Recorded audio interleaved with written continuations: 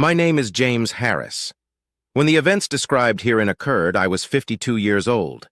I was married to the woman I loved, had 2 grown children whom we had raised properly, and a well-paying job that I enjoyed. I had the world by the tail, and life was great until it wasn't anymore. It all started on a Tuesday night. I worked late that night, but not so late that my wife was concerned, and headed home after the rush hour traffic had cleared. It was my usual Tuesday evening. We agreed that I would pick up some Chinese food on the way home, which I did. I parked in the garage, pressed the remote to lower the door, gathered my briefcase and groceries, and headed inside. I was a mighty hunter returning to the cave to feed my hungry comrade, or what in 21st century America counts as such. Almost immediately, I noticed that my wife's car wasn't in its usual spot, but I figured she must have left on a last-minute errand and assumed she'd be back soon. So I left the food set on the kitchen table, hoping to keep it warm and knowing that if she stayed late, we'd heat it up in the microwave. I walked down the hallway to the front door, turned at the stairs, and headed for our bedroom to change into something more comfortable. It was my usual routine to come home, get comfortable, and eat. 10 minutes later, I was coming down the stairs and called out, "Marie, are you home?" Nothing. I thought, where could she have gone? Maybe she left a note. I wasn't really alarmed, but by this time I was at least curious. I walked into the living room and found a note on the coffee table. It wasn't the note I was expecting, but one I never would have imagined. It read, "Dear Jim, I'm sorry to do this to you, but there's someone who needs me. I got a call today. It was one of those calls that you have to respond to when it comes. I'm sorry for running away without warning, and I know this will be hard for you. But please know that I love you more than life and will be back as soon as I can. I cherish the life we created together, and I hope to return to it when I can. Don't worry about me, I will be fine. Your loving wife, Marie." On the coffee table next to the letter was her cell phone. I was stunned and confused, going over in my mind what I had read in her cryptic letter. Did she say someone needed her? Who needed her? Who could be so important and yet not be worth telling me who it was? Then panic set in. Where had she gone? How could it be so urgent that she couldn't tell me where she would be? How could she have left her cell phone behind? When would she get in touch with me? This was not the kind of note a wife leaves her husband when planning to return late at night. Panic was replaced by fear, and fear by anger. How the hell could she do this? She just picks up and runs away without explaining in any meaningful way why or where she would be. Then darker thoughts crept into my mind, and the first, how could she forget her cell phone, gave way to the second. Why did she leave her cell phone behind? I read her note again, and the second time it told me no more than the first. There is someone who needs me. I got a call today. It's one of those calls that you have to respond to when it comes. Who the hell does she think she is? She's not a secret agent, a super spy, or a neurosurgeon for the leaders of the fucking free world. Where the hell is my wife? I admit that in that moment my anger was a mask for my fears. I was worried about my wife. Wherever she was, I was convinced she would need my help. I wanted to go to her, but where had she gone? I wanted to hear her voice and know she was okay, but I had no way to contact her. I just sat there rereading her note while dinner got cold and the sun went down. When it got dark, I finally decided to start calling. Called her sister, our friends, and finally called our kids. No one knew anything or would tell me anything. Worst of all, I only succeeded in scaring our children. I tried to reassure them that nothing was wrong, but I wasn't very good at it, so I disconnected, promising to keep them informed. Now I was even more angry and blamed her for scaring our children, even though I had been involved in the mistake. I reread the note again. I cherish the life we created together, and I hope to return to it when I can. These are not the words of someone who will be home in a few hours or even days. Now I was really scared, and even though I told myself I was overreacting, I called the hospital. She wasn't there. Then I called the police, but they said I couldn't file a missing persons report until 48 hours had passed, unless I was reporting a missing child. I thought about lying, but how could I tell them I wanted to report a child who was 5'3" with brown hair, who could pass for 38 even though she was 49? I thanked them and hung up. I finally tried to eat something, but I wasn't hungry, so I just tucked the food I'd bought into the fridge and sat in the darkened living room, hoping she'd come back. She didn't come back. I went up the stairs a little after 2 in the morning and fell soundly asleep. When I awoke the next morning, I stretched and found her side of the bed cold and empty. Everything came over me again, and I lay there wondering what I should do. I called work and told them I would be out. My not showing up for work was such an unusual occurrence that it seemed to cause concern, and before I knew it, my phone was ringing with coworkers wanting to know if I was okay, what I needed, if there was anything they could do, and what they should do about those files. Truth be told, trying to help them out a little was a cleansing experience for me, and took my mind off my worries for at least a little while. I called her office, but they told me that she called in and took the day off. I don't think they were hiding anything from me, although for a while I thought they were, but as time went on I became more and more convinced that they were as much in the dark as I was. I visited her office a few times, hoping that a face-to-face conversation would be frank, but they didn't know anything more than what I already knew, which meant practically nothing. She left sometime on Tuesday, but I didn't discover she was missing until late Tuesday night, and the police needed 48 hours. So I went to the police station on Friday morning to file a missing persons report. I showed them her note, and they asked if she had done anything like this before. Yelling at police officers is not a good idea, but by that point, I was not in the best of spirits. They threatened to charge me if I didn't calm down. So I made myself sit down until they decided I was a flashy suspect there, and they filled out a form. Afterward, they said, "Usually in these cases, the wife runs off with her boyfriend. You'll probably find out if you get served with divorce papers in the next few days." Never in my life have I wanted to punch a police officer so badly. Instead, I just muttered, "Thanks for that," and walked away. So much for the motto, "Protect and keep out." I got home and collapsed in my chair. I was torn apart by stress. With nothing to do, I resumed calling friends and family, but this time I had the good sense not to call the kids. Instead, they called me themselves, and I had to tell them that I still don't know anything, but I'm sure Mom is fine. She's smart, capable, and I'm sure she has everything under control. In other words, I was lying to my kids. A father should never lie to his children, but I had nothing to tell them, good or bad, except that their mother was still missing. How do you have that kind of conversation with children who have every reason to be concerned about their mother? My calls to friends and family on Tuesday night triggered an avalanche of calls to me on Wednesday. Those started out quietly with comments like, "Just to find out." And by Thursday, they were getting more and more concerned. Everyone wanted to know what I was doing to find Marie, and by Friday, the tone of some of them had taken on an unmistakable aggression. No one was talking about it yet, but concern was giving way to accusation. If Friday's calls were bad, Saturday's visits were simply impossible. I was flooded with visitors, friends and family stopping by to see how I was doing. And they always started off with words of encouragement, but questions soon followed. "Weren't there any problems between you two? Weren't you two fighting? Was she unhappy?" It got to the point when her mother asked me, "Are you sure you don't know where she is?" I snapped and yelled at my mother-in-law for the first time since we'd known each other. "What the fuck are you talking about, Margaret? Are you accusing me of something? Do you really think I'd lie about something like that?" No, Jim, of course not. It's just..." She hesitated. "Spit it out, Margaret. Just what?" She looked me in the eye and said with an angry look that I will remember till the day I die, "It's just that she's never done anything like this before." I shoved my anger and hurt deep down where I hoped they wouldn't show, and in the calmest voice I was capable of, I said, "You think I don't know that?" By then she was visibly shaking. Her husband said, "Jim, we know you're doing the best you can. Could you tell us what you know and maybe we can work something out?" I nodded. We sat in silence, and then I told them everything I knew, or rather that I knew nothing. I showed them the note, and they were puzzled and concerned in equal measure. The not-so-veiled accusations fell away, and we spent a full hour, in floods of tears, trying to think of something, anything at all, that might explain Marie's sudden disappearance. But we had nothing. Henry and Margaret stayed until lunchtime while I prepared a light lunch for the three of us, or at least I thought it was for the three of us. Our friends seemed to have other things on their minds, and there was a steady stream of people at the front door, some carrying food, others beer, and all wanting to know what had happened and what I knew. At some point, I stopped telling the story.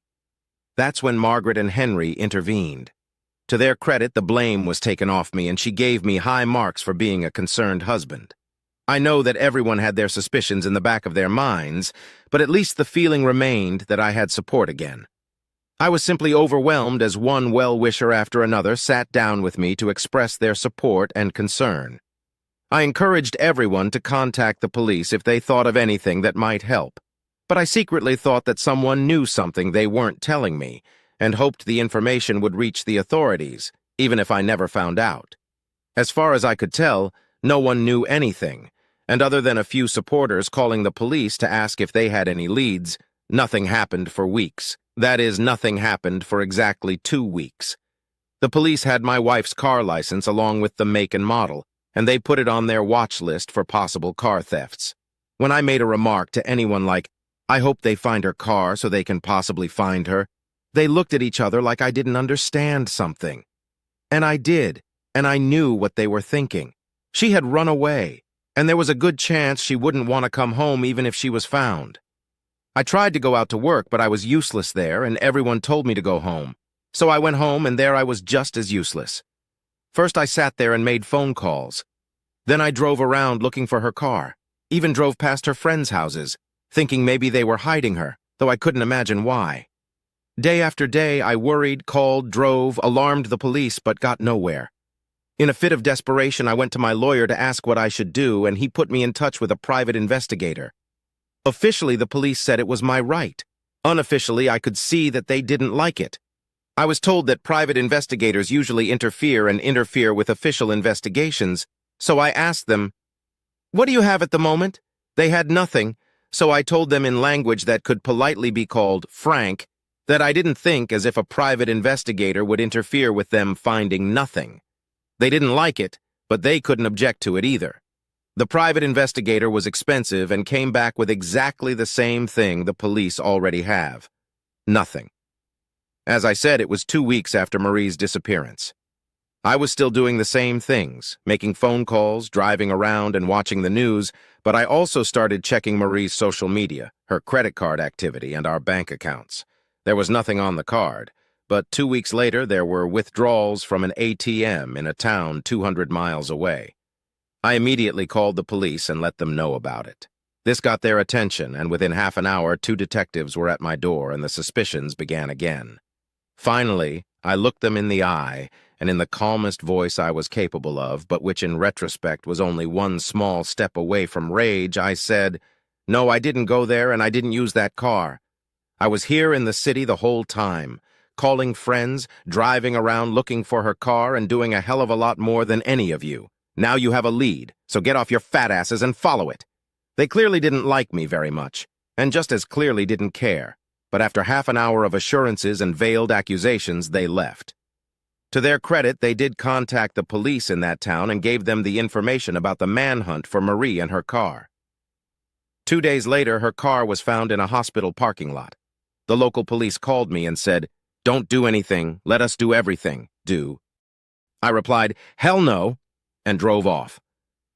A little over 3 hours later, I pulled into this parking lot. It took about 2 minutes to find her car, but it felt like 2 hours to me. I also noticed 2 people in suits in a car just yelling, "Cops!" So I parked and walked over to them. I guess they were waiting for me. I showed them my driver's license and said, "Show me your badges." They looked at each other and, being disgruntled, still did as I asked. I knelt down and asked them to tell me what they knew. But all they knew was that they had the car and no one had approached it since they got there. When I said I was going to go ask about my wife, they informed me that they had already asked. I thanked them with all the fake sincerity I was capable of and informed them that I was going to do it anyway.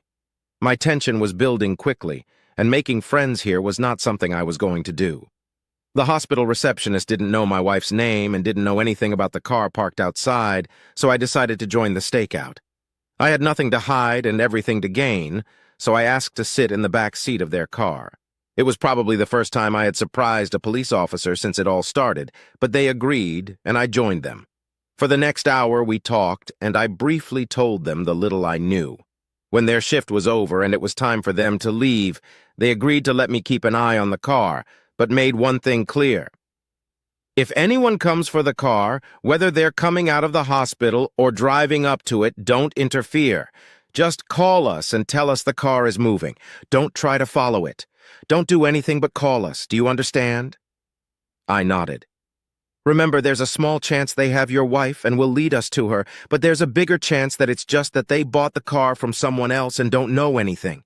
However, they may be able to help us track down the person who sold them the car. It's very important that you do nothing. Do you understand?" For the first time since this whole thing started, I actually understood and agreed. I went back to my car, and for the next 3 hours I sat there, hunched over in the seat, watching Marie's car. The only time I left my post was for the fastest urination in history. When I walked in and out of the hospital so fast I was still buttoning my fly as I crossed the lobby. An hour later, I saw a woman walking toward the car, and my heart stopped. I tried to catch my breath. It was Marie. She opened the car door and pulled out something small, then closed it and headed back to the hospital. I followed her, keeping my distance. Something told me that if she knew I was here, I'd never get to the truth. When we entered the hospital, I was about 20 meters behind her. I watched as she entered the elevator and as the elevator stopped on the 3rd floor. It wasn't long before I looked into the room and saw her sitting by the man's bed. The man appeared to be asleep or unconscious, and she was holding his hand.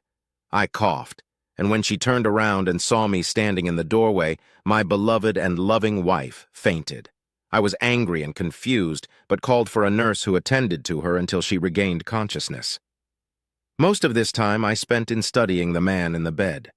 I had never seen him before. He was neither friend nor relative, just a man, but it was clear that to Marie he was more important than her marriage, more important than her family, and seemingly more important than me.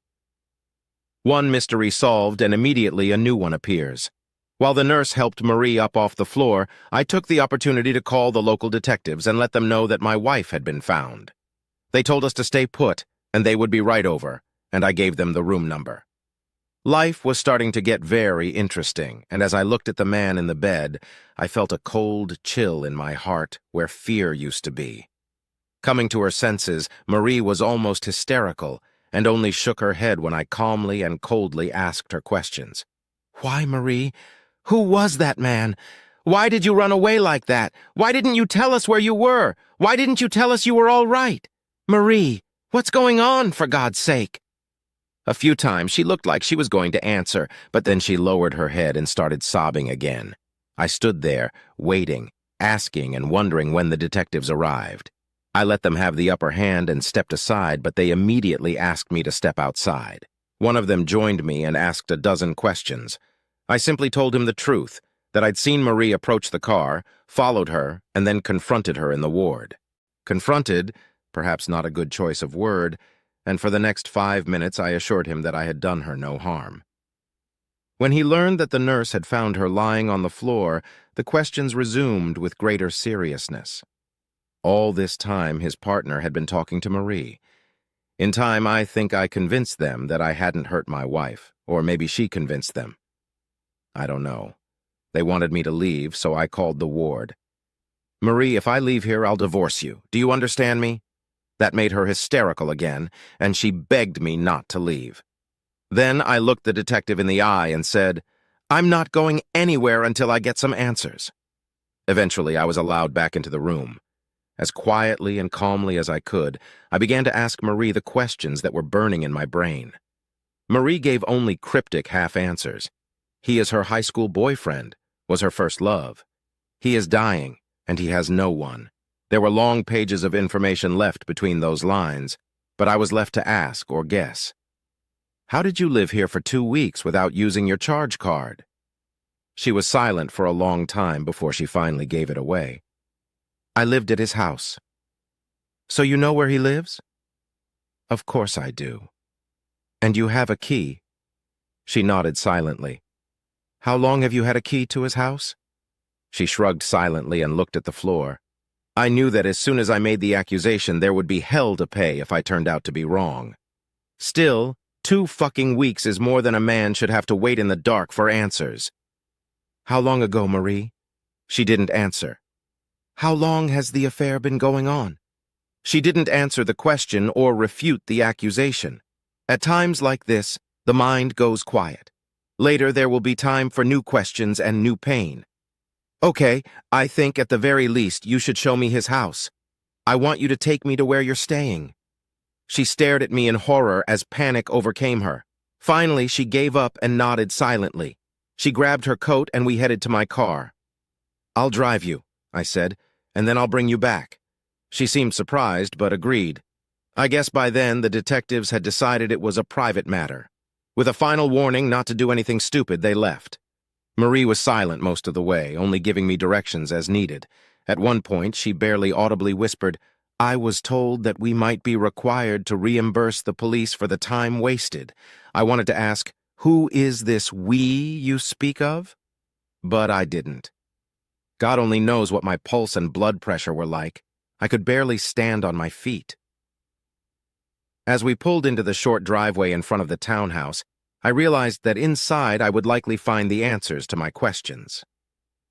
Marie led us into the house, and as we walked through the living room, I immediately noticed my wife's pair of shoes on the floor by the couch. Her favorite scarf lay on the chair. I wandered down the hallway when Marie called out, James, please don't go in there. If ever my wife's words had the opposite effect, this was that moment. I entered the master bedroom. Marie's clothes were scattered on the untidy bed and chair, and her makeup and other things were on the dresser. It was only when I opened the closet and saw the familiar dresses there that my last doubts left me. There was a blue dress that was her favorite, but I knew for a fact that it was hanging in her closet at home. It's a duplicate. And there were several pairs of shoes, seemingly in her size and the style she liked. These were things she hadn't packed for the trip. These are things she kept here. There was no doubt in me now, and I realized that if I opened a few drawers, I would find her underwear and such. The room seemed set up not so much for living as for the occasional sleepover visit, dinner and dancing, and then intimacy and sleep in the arms of a lover. I returned to the living room feeling defeated, where I found Marie sitting quietly on the edge of a chair, staring aimlessly at the floor. So, is there something you want to tell me? She only shook her head slowly. How long has it been, Marie? Clearly, this is not a platonic relationship. How long has it been? She shrugged silently, as if she didn't know the answer, but obviously she did and didn't want to say. Who is he to you? She was silent for a long time, then answered in a quiet voice. I had him first. We were together when we were in high school. I wondered if she meant high school or college, but both were long enough ago that I decided it didn't matter. How long have you been seeing him behind my back? That made her head jerk sharply, but she couldn't deny it. She would have wanted to deny it, wanted it to be untrue, but we both knew it wasn't. We got back together about 7 years ago. At first it was just lunches, then dinners. One night when you were out of town, we went to a dance. It was a year before we, she stammered. Before you had sex? She nodded her head slowly. So you had sex with him behind my back for 6 years? How did you do it? Did you come over here, or does he come to our house? This elicited an immediate reaction from Marie. Her head jerked upward. I never brought him to our house. I swear, I wouldn't do that to you. I nodded, feeling angry. So you can sleep with him, but you won't entertain him in our house. Glad to hear you draw the line somewhere. She got angry, but couldn't deny anything. After a long silence, she said, I never stopped loving you. He never took anything from you, I swear. It was only a few nights a year, and I stayed with you forever. It was a lie taken from a cheater's playbook, and I thought, what's the point of arguing? But there was a point. It took away at least part of the love you said you had for me.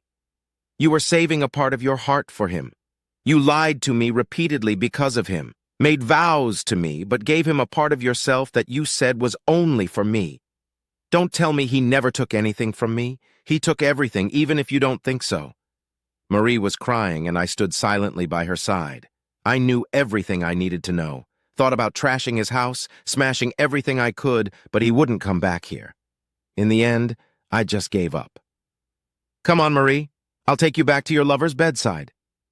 This brought on a new round of tears, but my heart was broken, and I had nothing to comfort her with. I drove her back to the hospital, and getting out of the car, she begged me, James, please give me some time. He has no one. I can't let him die alone. I'll be home soon. The last sentence elicited a short sob. "I'll be home soon, and we can go back to our life together. Please, I love you, I swear." I nodded silently and let her go, telling her he was waiting for her. I think by then she had already realized that it was over between us. I drove home slowly for 4 hours, and I don't remember any of it. I was devastated. 2 weeks of stress and worry, all these friends and family telling me not to give up hope, and now I found out that she had been with her lover the whole time. I was exhausted both physically and emotionally. I only managed to stumble into the house and sink into my favorite chair. I don't know how much time passed before the first phone call rang. It was her parents, and they wanted to know where I had been and if I had learned anything. That's when I realized I had driven 200 miles without saying a word to anyone. I briefly considered sparing Marie the embarrassment, but apparently I had spent the last vestiges of my manly love for the woman who had betrayed me over the years, so I told Henry and Margaret everything. They didn't want to believe it until I described what I had found in his house. At that point, it didn't matter if they believed me or not. My marriage was over. I knew it without having to think about it. It was a fact that burst from the depths of my soul, crushed my heart, and consumed me. It's over between Marie and me. She loves another man, and I'm not the sharing type. Worse, she spent years lying to me, acting secretly behind my back and giving herself to him. This is not a mistake.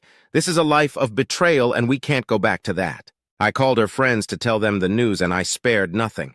Restrained my anger as best I could, but I didn't lie for her. After using them for practice, I called our children and tried to gently but honestly tell them that I had found their mother and that she was with her lover dying in a hospital bed. They didn't want to believe it, so I told them about the townhouse. When they asked if I could forgive her, I said, "Maybe someday, but I will never trust her again." I apologized to both of them but told them I was divorcing their mother. Then, forgetting that they still had no way of contacting her, I asked them not to tell her about it. Said she needed all the time she had left to spend with him and her rushing home wouldn't change anything. They argued with me, but eventually understood. 2 weeks later he died and Marie came home, but I was no longer there. A week after she returned, she was served with divorce papers. I didn't leave town, quit my job, or hide from her. I just moved apartments until I eventually found a place that suited me. I was close enough to the old house that the kids could visit us both. Marie tried to change my mind. I let her.